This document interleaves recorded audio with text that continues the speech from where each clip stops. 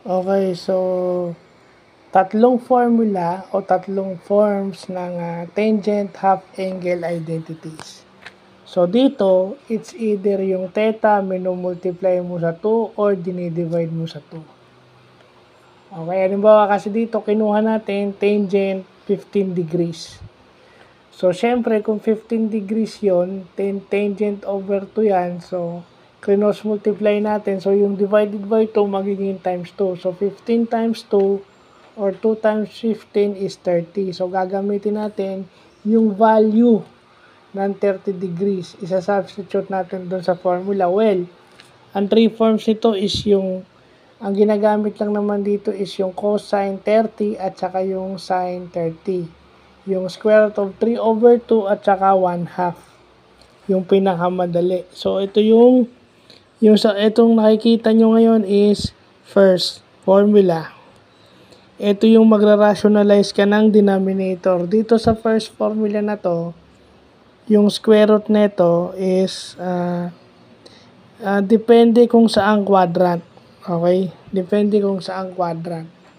Ang formula nito is tangent theta over 2 is equal to 1 plus cosine square root of 1 plus cosine theta over square root of 1 minus sine theta. So, yun yung formula niyan. Sulat ko nakalimutan natin eh.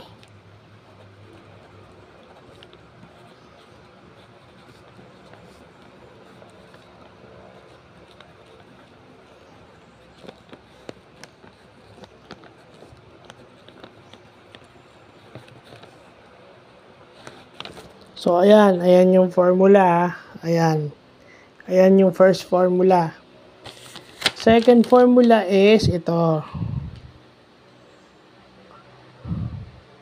Yan, yung formula. Second formula, ayan yung kung paano ko siya sinolve. At saka ito yung second formula. For me, nung sinosolve ko to, ang pinakamadaling gamitin is ito. Ito yung pinakamadali. Kasi automatic, yung 1 minus square root of 3 is equal to 2 minus square root of 3 over 2. So, automatic yun na siya. Complex fraction. So, babaliktarin mo yung denominator. So, makakancel yung dalawang to. Ang maiwan na lang is 2 minus square root of 3, which is yun yung lumalabas sa Google na tangent ng 15 degrees. Yun, para sa akin, yun yung pinakamadali. Now, sa third formula, kasi kung dito is 1 minus cosine theta, dito naman, ang ginamit mo is 1 plus cosine theta. So, pag ginamit mo yung 1 plus cosine theta, automatic, positive. Baliktad lang to. Binaliktad mo lang siya. So, yung second and third formula, binaliktad mo lang.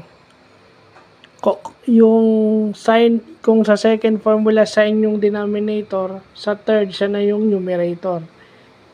Then, yung cosine, yun na magpapalit lang sila. So, automatic, kung negative yung sign ng square root of 3, magiging positive. Pagdating dito sa third formula.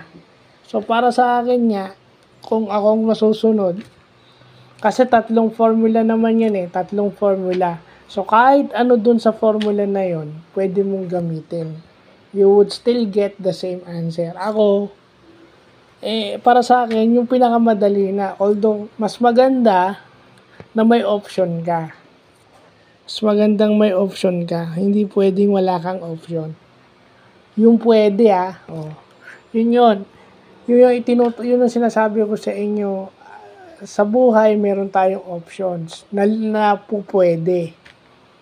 Ang matinuturuan tayo na tignan yung options na pwede at legal. Ito, legal. Yung mga formulas na to, may mga identity formulas na to, legal. Pwede mo siyang gamitin. Nasa sayo na lang doon kung ano yung komportable kang gamitin. Nasa sa tao na yon, nasa nagsosolve na yon, nasa kumukuha na ng exam yon, kung ano ang gagamitin niya. Okay? Ako hindi ko gagamitin yung may square root eh. Nilirap ako sa square root eh. 'Di ba? Mas gusto ko na yung walang square root. 'Di ba? Kasi pag nag-square root ka, magra-rationalize ka pa. Oh. Kasi bawal ang may radical sa denominator. So kung ako, yung second formula na yung gagamitin ko. So, yun lang po.